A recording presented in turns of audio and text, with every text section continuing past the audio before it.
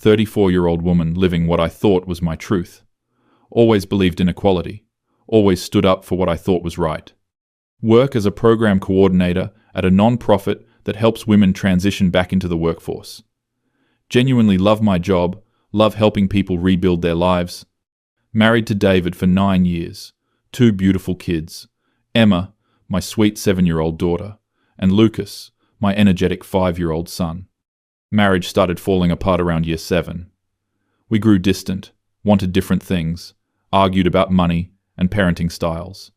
I wanted the kids in alternative education. He wanted traditional schools. I thought he was too strict. He thought I was too permissive. The usual stuff that breaks couples apart. Neither of us was happy anymore. Decided to divorce last year. Thought it would be amicable at first. We'd split custody 50-50, divide assets fairly, co-parent like adults. Then David mentioned he wanted primary custody and said his job had more stability, better benefits, better school district. Something in me just snapped. These are my children. I carried them. I birthed them. I spent years sacrificing my career for them. Took extended maternity leave, both times, went part-time for 3 years. While he climbed the corporate ladder, I was the one doing the real work. The endless doctor appointments, the parent-teacher conferences, the sleepless nights, and now he thinks he can just waltz in and take them? Started thinking about all the times he'd raised his voice during arguments. All the times he'd been dismissive of my concerns. All the times he'd made decisions without consulting me. In my mind, I started reframing everything. Wasn't that a form of control? Wasn't that emotional abuse? Convinced myself that I was actually protecting my children, that they needed to be with me.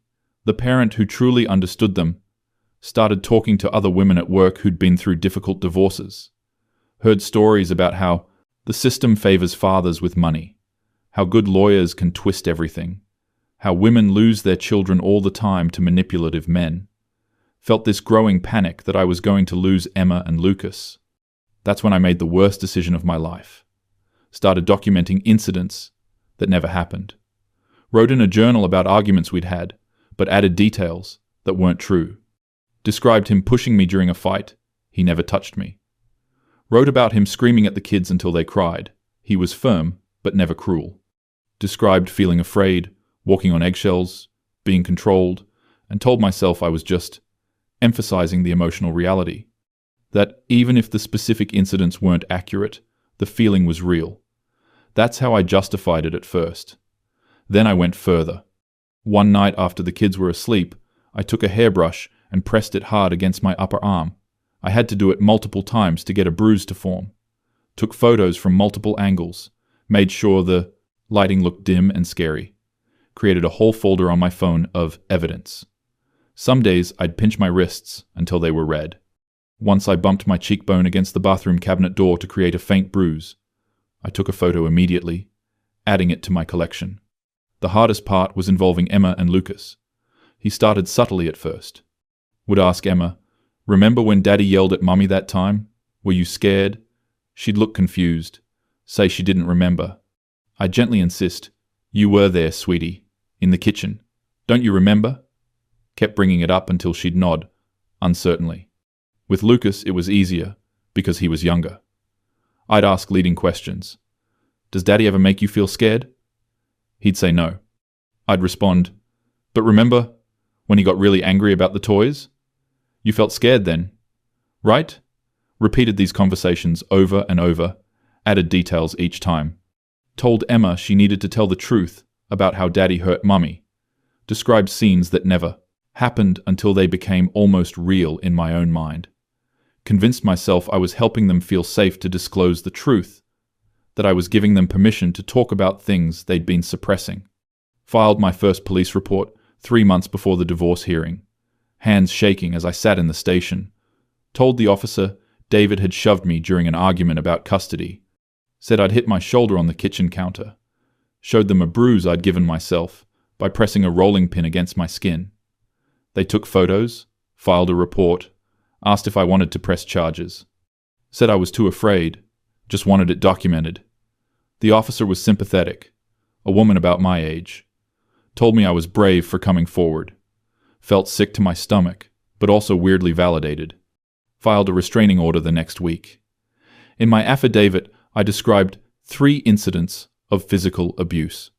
Him grabbing my arm and leaving bruises. Never happened. Him throwing a plate that shattered near my head. Never. Him blocking me from leaving a room during an argument. Never happened. Included the photos I'd staged. Added dramatic language about fearing for my safety and the children's well-being. The temporary restraining order was granted immediately. David was ordered to stay away from the family home. Had to move in with his brother. Could only see the kids at a supervised visitation center. Saw the confusion and hurt on his face when he found out. He tried calling me, asking what was happening, saying we could work this out.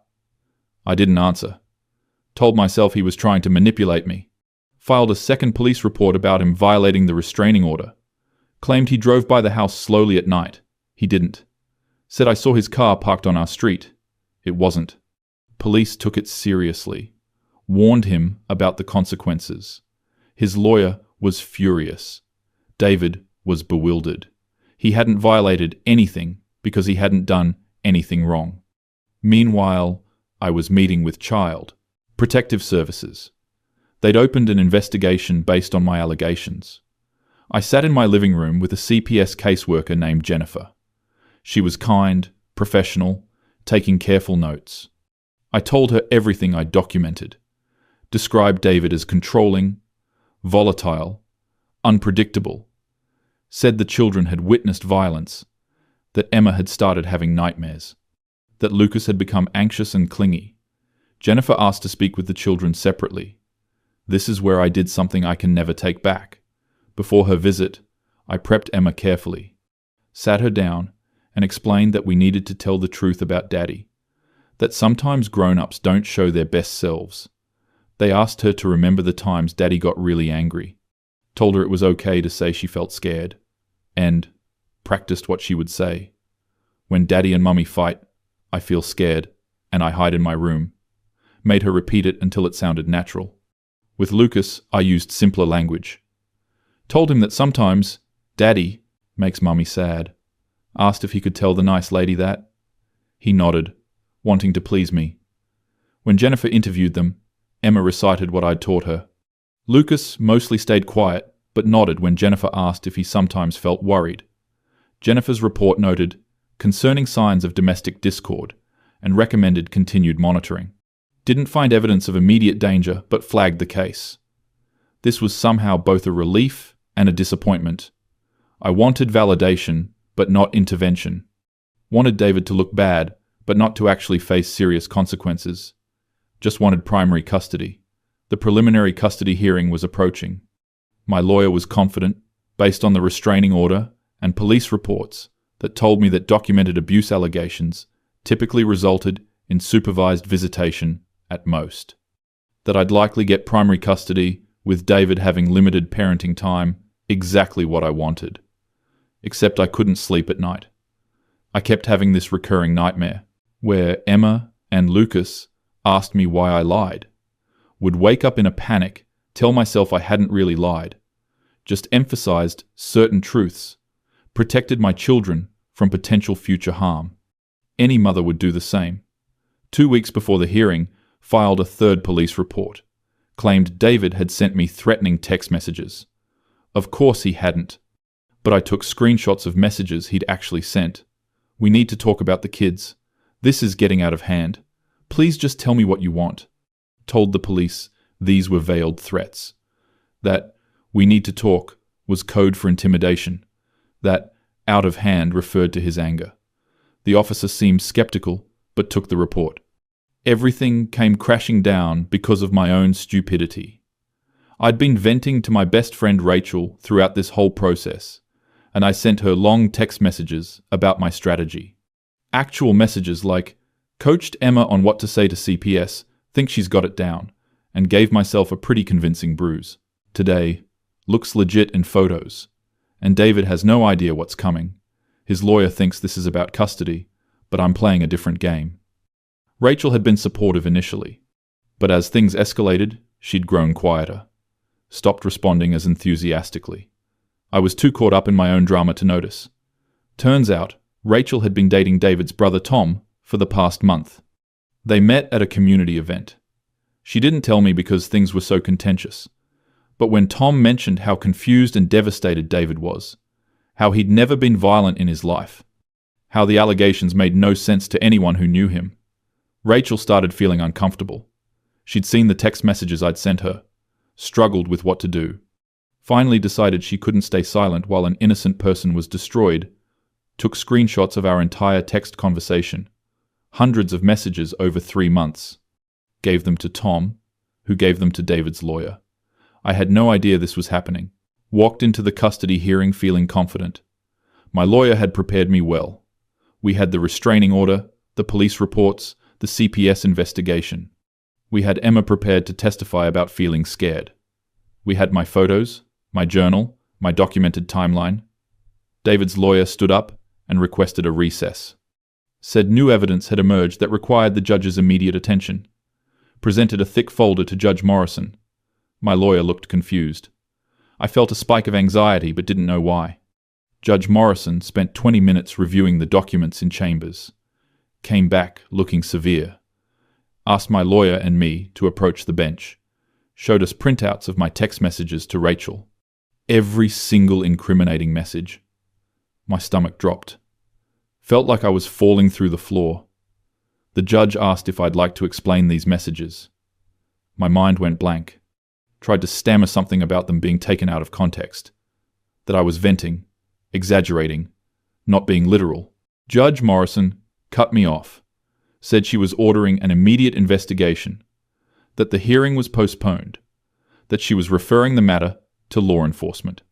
That if these allegations were proven false, there would be serious consequences. Left the courthouse in a daze. My lawyer was furious. They asked me point blank if the abuse allegations were fabricated. I couldn't answer. She withdrew as my counsel that day. The next 2 months were a nightmare. David's lawyer hired a forensic analyst who examined my phone, found the folder of staged photos, found metadata showing I'd taken multiple photos in sequence, clearly setting up shots, found deleted messages where I'd discussed my strategy with myself in draft texts, found voice recordings I'd made, practicing what I'd say to the police. Didn't even remember making those recordings. Had done it almost unconsciously. The analyst also examined my supposed injuries.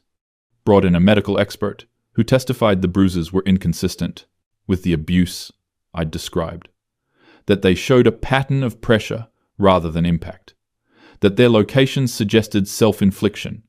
David's lawyer also retrieved the home security camera footage that I'd forgotten about. We'd installed cameras outside the house for security 2 years earlier. Footage showed that on the dates I'd claimed David had driven by the house, his car was never there. Footage from the date I claimed he'd pushed me in the kitchen showed him leaving calmly in the morning and not returning. We'd actually been in different locations that entire day. Investigators interviewed the children again, this time with a forensic child psychologist. Emma broke down, crying. Said she didn't want to lie anymore, that Mummy had told her what to say, that she loved Daddy and didn't understand why she couldn't see him normally. Lucas was too young to fully articulate it, but the psychologist noted he showed no signs of trauma associated with abuse, that his behavior was consistent with parental alienation, not abuse. Rachel agreed to testify. She looked at me with such disappointment when our eyes met in the courtroom. We'd been best friends since college. She read our text messages aloud in a steady voice. Each word was a nail in my coffin. My own words condemning me. The most damning one.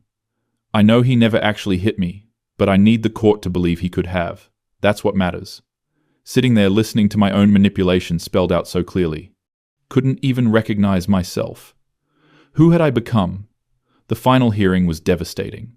Judge Morrison reviewed all the evidence, found me in contempt of court for lying under oath. Found that I had filed false police reports. Found that I had committed perjury in my restraining order affidavit. Found that I had coached minor children to give false testimony. Found that I had manipulated the child welfare system.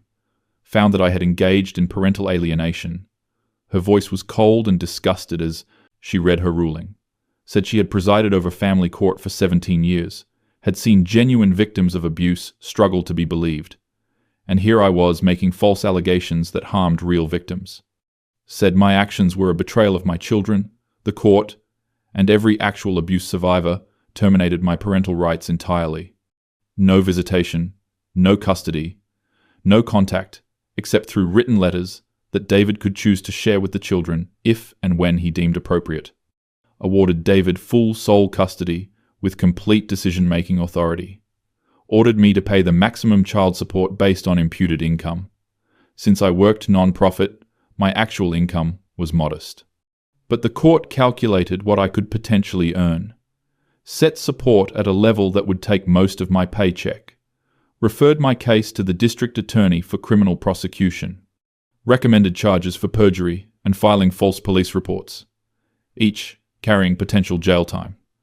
Walked out of that courtroom knowing I'd lost everything. The story spread through our community like wildfire. We live in a mid-sized town where everyone knows everyone.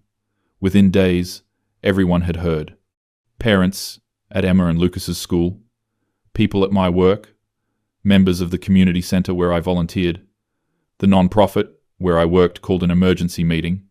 My supervisor, a woman I'd respected for years, looked at me with cold eyes, said the organization couldn't employ someone who'd weaponized abuse allegations, that our entire mission was to help genuine victims, that my actions had undermined the credibility of every woman we served, terminated my employment effective immediately, escorted me out of the building with my belongings in a box. Co-workers I'd worked with for 6 years wouldn't meet my eyes. My parents called me the night after the ruling. My mother was crying. Said she didn't know how to reconcile the daughter she raised with the person who'd done these things. Said she needed time and space. My father just said he was disappointed. That single word hurt more than anything else. They've barely spoken to me since. Didn't come to my birthday. Didn't invite me to Thanksgiving. My sister sent a long email. Said she'd always looked up to me. That I was supposed to be the strong feminist who fought for what was right.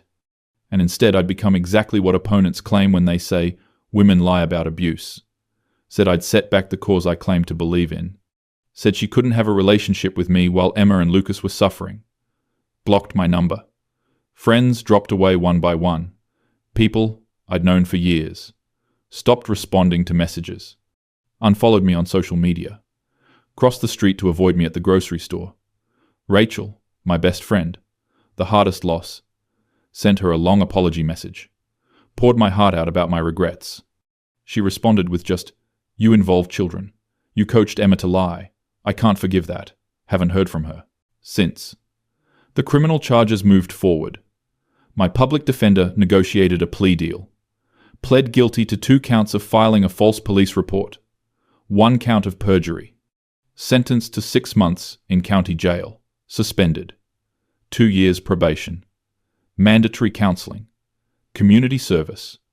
Now have a criminal record. Can't work in non-profit anymore because of the conviction. Can't work with children or vulnerable populations. Took a job doing data entry at a logistics company. Sit in a cubicle 8 hours a day. No one there knows my story. Try to keep it that way. Live alone in a small 1-bedroom apartment across town.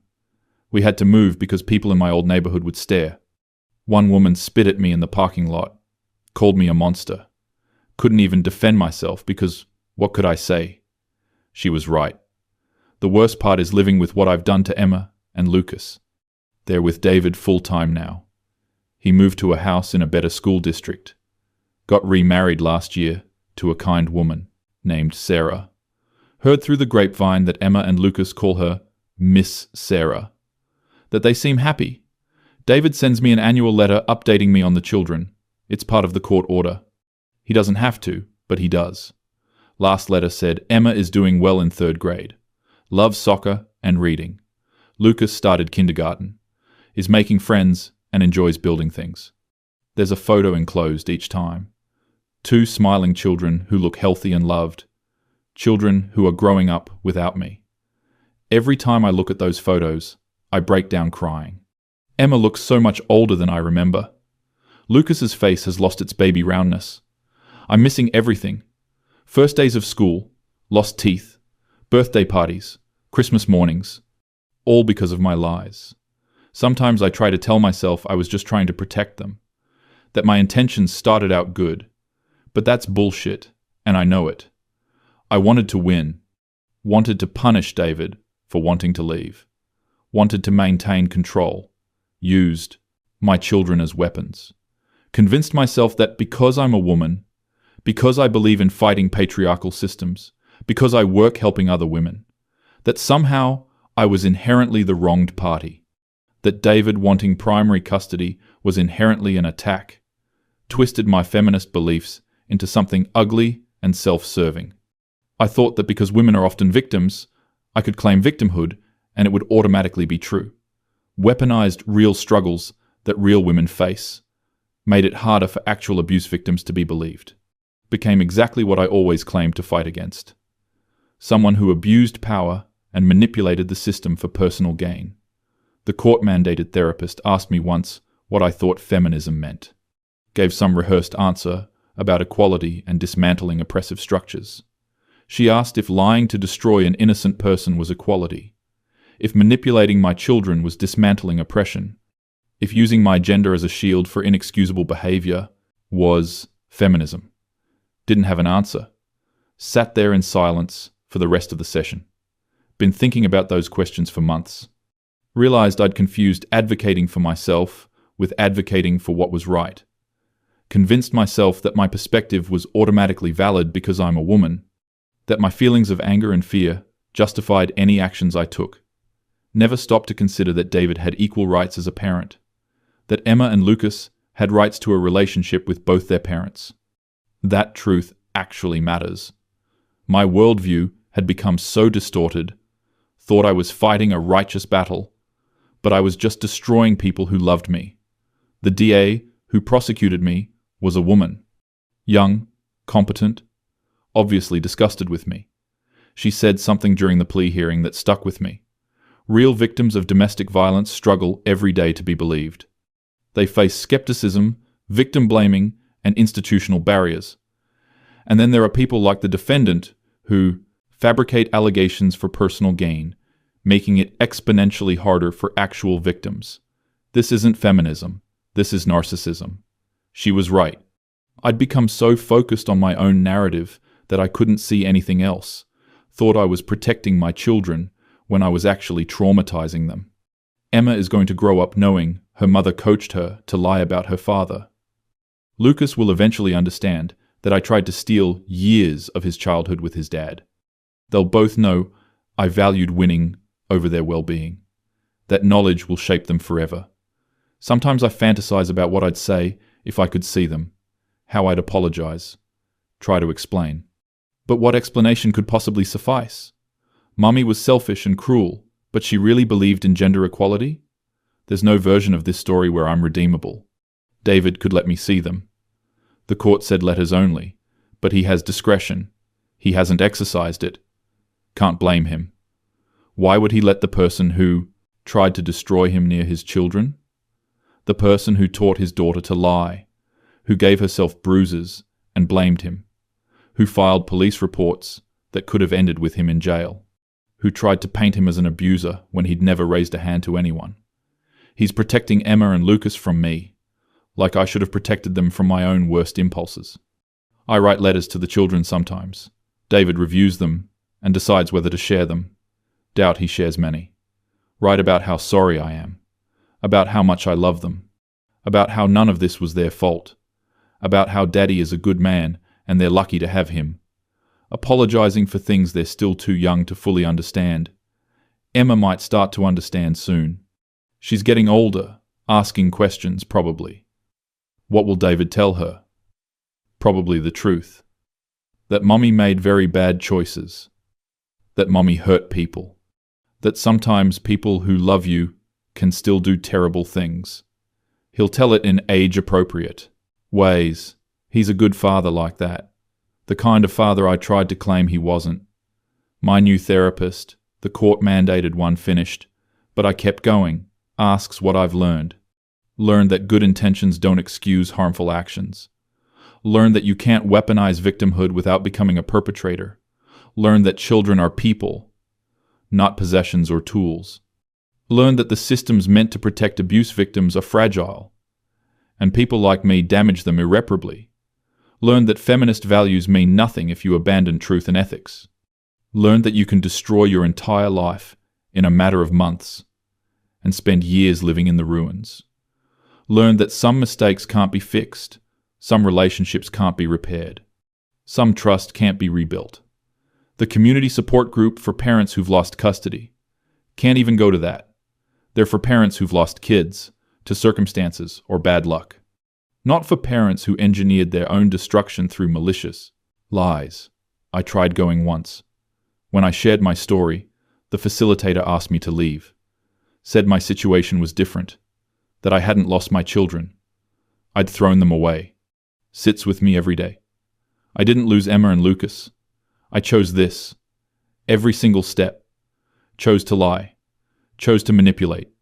Chose to coach them. Chose to stage photos. Chose to file false reports.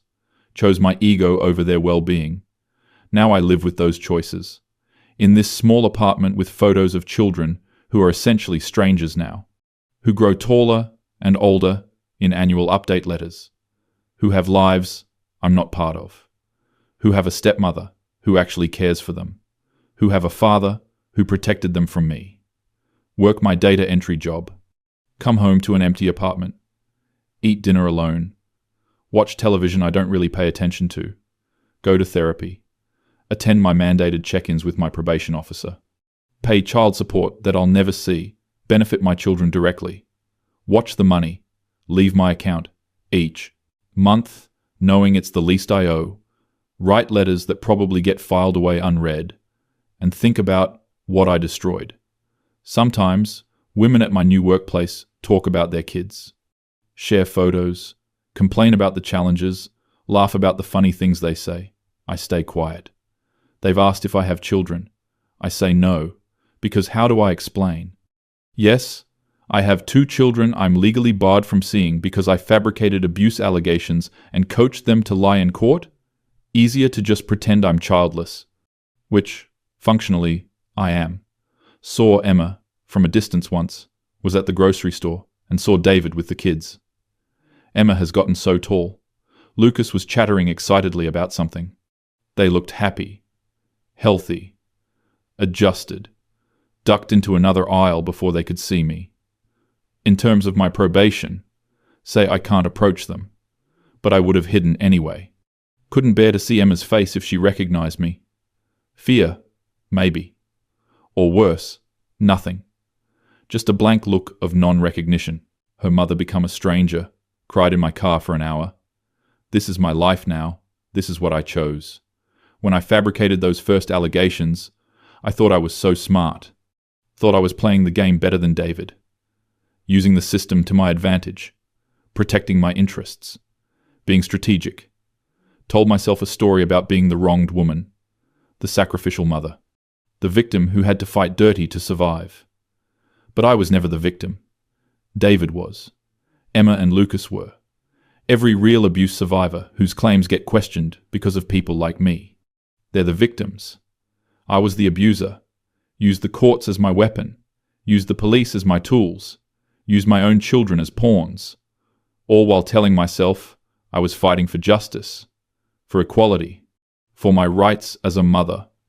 The narcissism is breathtaking in retrospect. The sheer entitlement. Believing that my feelings justified destroying an innocent person's reputation. That my desire for primary custody outweighed my children's need for their father. That being a woman who believed in feminist principles somehow exempted me from basic ethics. There's a folder on my laptop. Contains all the court documents. The evidence of my lies. The text messages that exposed me. The judge's ruling. The termination of my parental rights. Sometimes I read through it. Force myself to confront what I did. The therapist says this might not be healthy, but I disagree. I need to remember. I need to sit with the full weight of my actions. Because the alternative is letting myself off the hook. Telling myself it wasn't that bad. That I was under stress. That the system was unfair. That David pushed me to it. All lies. more lies I could tell myself. But I'm done lying. The truth is, I did something unforgivable. Hurt my children in ways that will echo through their entire lives. Destroyed my family. Damaged the credibility of real victims. Betrayed every principle I claim to hold. And I have to live with that every single day for the rest of my life. Emma will be 8 soon. Lucas will be 6. Will David tell them about me on their birthdays?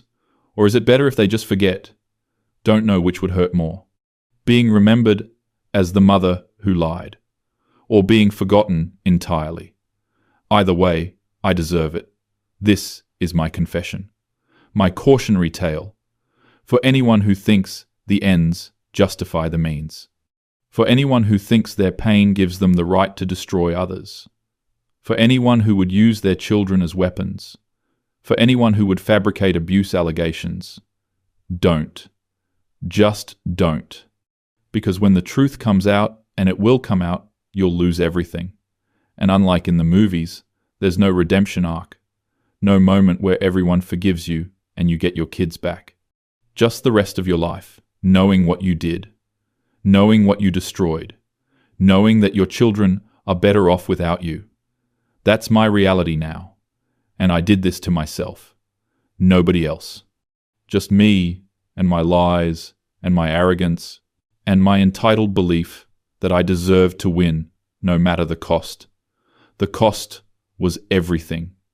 And I'm paying it. Every day. Forever. Sitting alone in this apartment, watching my children grow up in photographs, knowing they're better off without me, knowing I did this, all of it, and wishing I could go back, wishing I could be the person I thought I was, the person who actually stood for something, instead of the person who used her beliefs to justify the unjustifiable. But I can't go back, can only go forward, into a future without my children, without my friends, without my family, without respect or redemption, just consequences, permanent, irreversible consequences. This is what I deserve. This is what I chose. And I'll live with it until I die, alone, knowing that Emma and Lucas are somewhere out there, living good lives, with a father who protected them from me.